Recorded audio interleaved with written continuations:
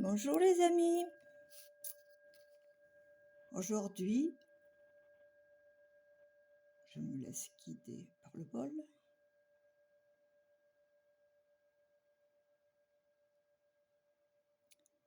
Dimanche 13, c'est la pleine lune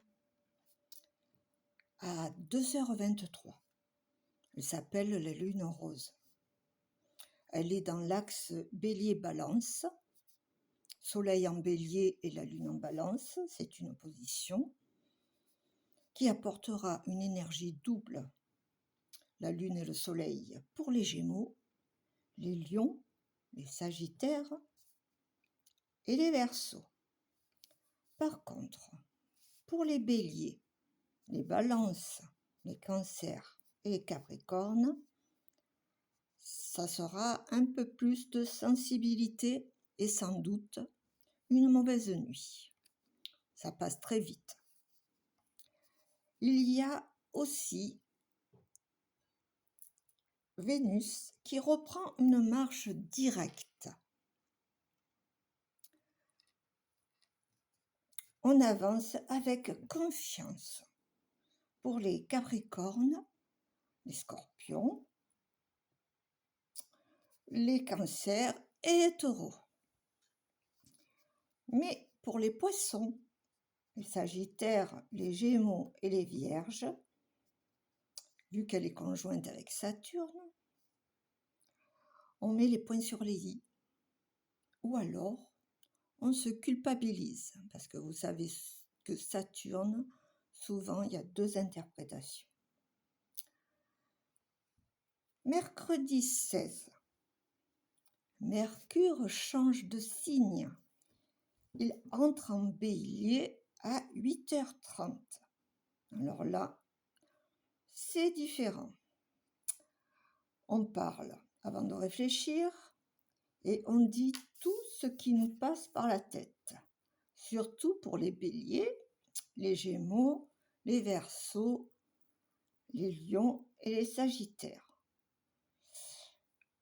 Pour les cancers, les balances et les capricornes, chut, ne dites rien, vous allez dépasser les bornes. Jeudi 17, Mercure est conjoint avec Neptune. Au positif, c'est de l'intuition, mais souvent, c'est de la communication floue.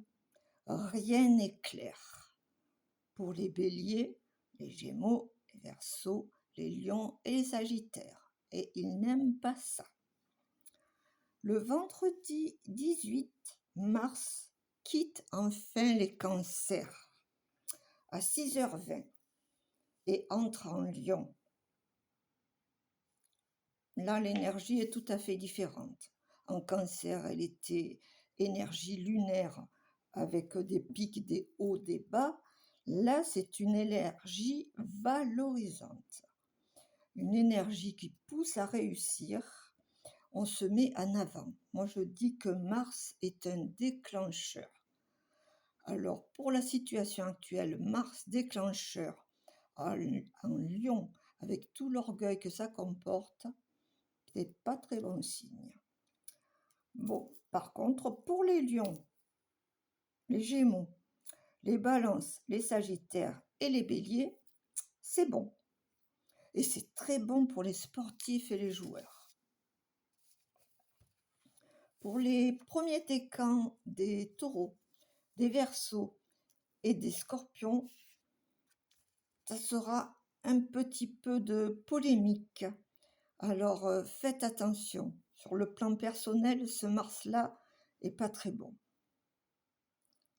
Et la nouvelle de la semaine, le 19, le soleil change de signe, il quitte les béliers et il entre en taureau à 21h56 exactement.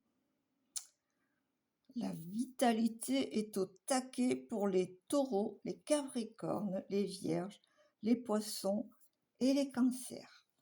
Alors les taureaux sont des signes de terre, des signes fixes. La partie du corps qu'ils représentent, c'est la bouche et la gorge. La maison, c'est la maison 2, la maison de la possession, de l'argent que je gagne.